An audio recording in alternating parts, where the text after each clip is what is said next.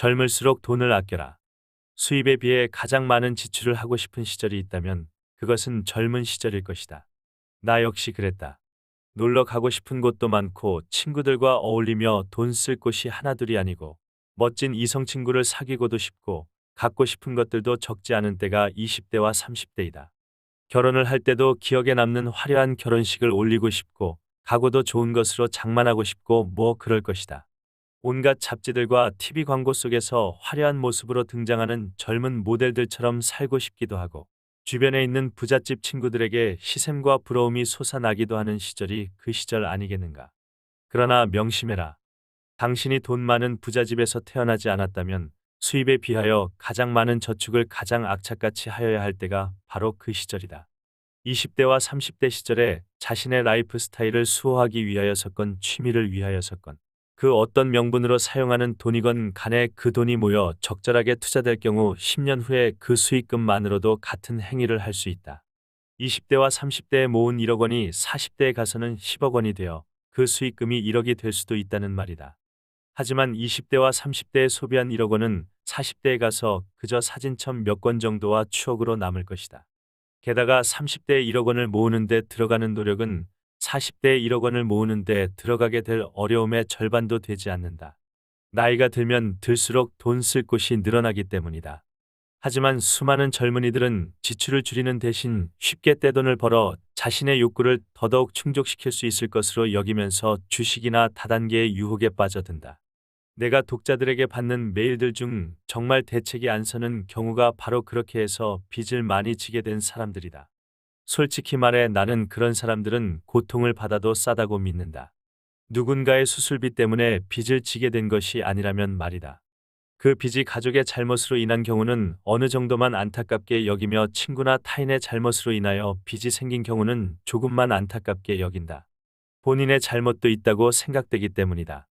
어쨌든 빚이 있는 경우 재테크 투자에 대한 공부는 언제나 무모함을 저지르게 되기 때문에 내가 그런 사람들에게 주는 조언은 오직 한 가지. 재테크에 대한 공부는 깡그리 잊어버리고 거지처럼 살면서 빚부터 갚으라는 것뿐이다.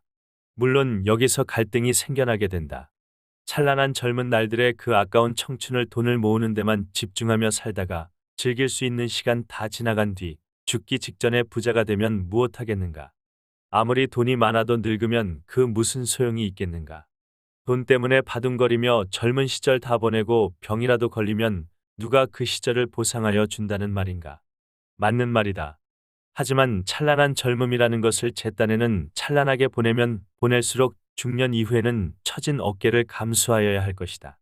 젊었을 때 신나게 노는데 돈을 다 써버리고 늙어서 돈도 없이 비참하게 되는 경우는 왜 생각하지 못한다는 말인가. 조화와 균형이 필요하다고. 그렇게 조화와 균형을 부르짖으며 젊음을 보냈던 부자가 단 한 명이라도 있다면 내게 데리고 와봐라. 젊음을 즐기면서도 부자가 되려는 것은 서로 다른 방향으로 뛰어가는 두 마리 토끼를 한 번에 다 잡으려는 헛된 꿈에 지나지 않는다. 게다가 여기서 당신이 놓치기 싫어하는 그 청춘이라는 토끼에 대해 한번 분석해 볼 필요가 있지 않을까. 그 잘난 청춘 시절에 돈과 시간을 바치며 하고 있는 것들이 도대체 무엇인지 한번 지금 당장 적어 보아라. 이웃을 위한 봉사라도 한다면 내가 말을 안 한다. 기껏해야 휴대폰으로 게임을 하고 인터넷에서 채팅이나 하는 것이 젊음을 불사르는 고귀한 행위란 말인가. 밤거리에서 술에 취해 이리 비척 저리 비척하는 것이 젊음의 표출인가. MT나 연수라는 명목으로 집단으로 몰려가서 고스톱 치고 술 먹고 토하고 여자친구 잡아뜨릴 생각을 하는 게 청춘이라고. 친구 생일에 다 같이 술에 취하는 것이 젊은 우정의 표출이라고. 얼마 되지도 않는 돈마저 유명 브랜드 상품에 쓰는 바람에 카드빚에 시달리면서도 있는 놈들이 세상을 지배하고 있기 때문에 미래가 안 보인다고. 지랄들 하고 자빠졌네.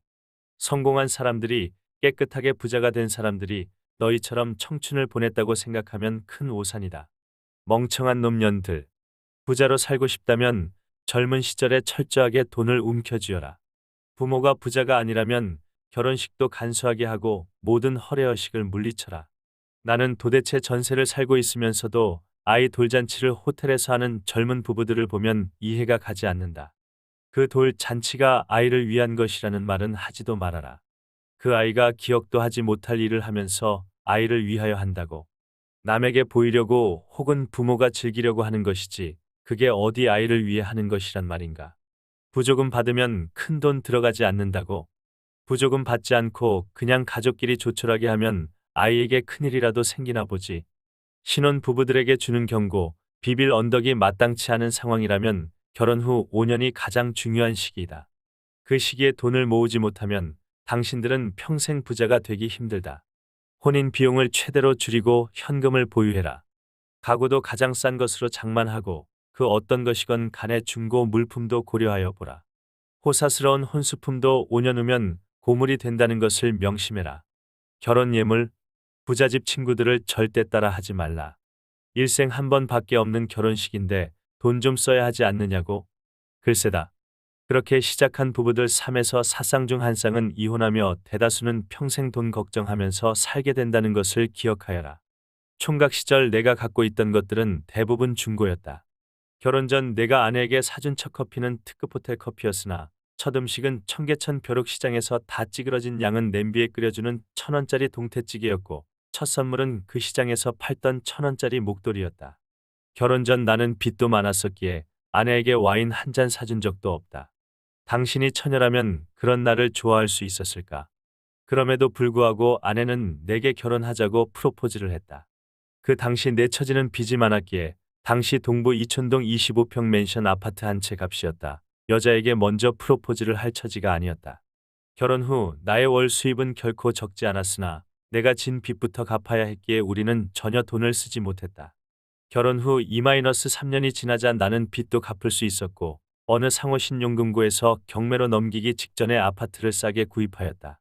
하던 사업도 그럭저럭 되어가면서 다시 1년 후 자가용과 기사도 마련하였고 돈이 모이기 시작했다. 하지만 20억 원이 현금으로 모일 때까지 그 누구에게도 심지어 아내에게도 내게 돈이 얼마나 있는지 말도 하지 않았고 티도 별로 내지 않았다. 돈이 있다고 소문이 나면 언제나 날파리들이 몰려든다. 자가용과 기사를 둔 것은 돈 있는 티를 낸 것이 아니냐고. 아니다. 길거리에 허비하는 시간을 절약하려고 그랬다는 것이 더 정확하다. 젊은 시절의 돈에 대하여 어떤 태도를 취할 것인가 하는 문제는 개개인의 선택일 뿐이다. 다만 내가 지적하고 싶은 것은 당신이 특별한 재능도 없는 보통 사람이라면 당신 호주머니에 돈이 쌓이는 법칙은 단 하나라는 사실이다. 먼저 몸값을 올려나가면서 최대한 절약하고 최대한 먼저 모아라. 그러면 먼저 쌓일 것이다. 그 쌓인 돈이 부자가 될 종자돈이 된다. 젊었을 때 놀 것 다 찾아다니고 즐길 것 다 찾아다니며 카드를 긋고 쉴 것 다 찾아 먹는 사람들이여. 당신들과는 전혀 다른 방식으로 삶을 살았던 덕분에 부자가 된 사람들이 당신들과 별다를 바 없이 젊음을 보냈던 사람들은 절대 아니라는 것을 기억해라. 명심해라. 당신이 생활 태도를 바꾸지 않는다면 언젠가는 다음 시 구절이 당신의 마음을 송곳처럼 찌르게 될 것이다. 뭘 했니? 여기 이렇게 있는 너는, 울고만 있는 너는, 말해봐, 뭘 했니? 여기 이렇게 있는 너는, 내 젊음을 가지고 뭘 했니?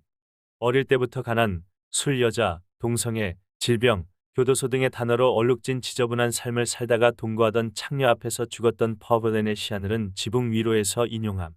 하늘은 지붕 위로, 하늘은 지붕 위로 저렇듯 푸르고 조용한데 지붕 위에 잎사귀를 일렁이는 종려나무, 하늘 가운데 보이는 종, 부드럽게 우는데 나무 위에 슬피 우짖는 새 한 마리. 아하, 삶은 저기 저렇게 단순하고 평온하게 있는 것을. 시가지에서 들려오는 저 평화로운 웅성거림. 뭘 했니? 여기 이렇게 있는 너는, 울고만 있는 너는, 말해봐, 뭘 했니? 여기 이렇게 있는 너는, 내 젊음을 가지고 뭘 했니?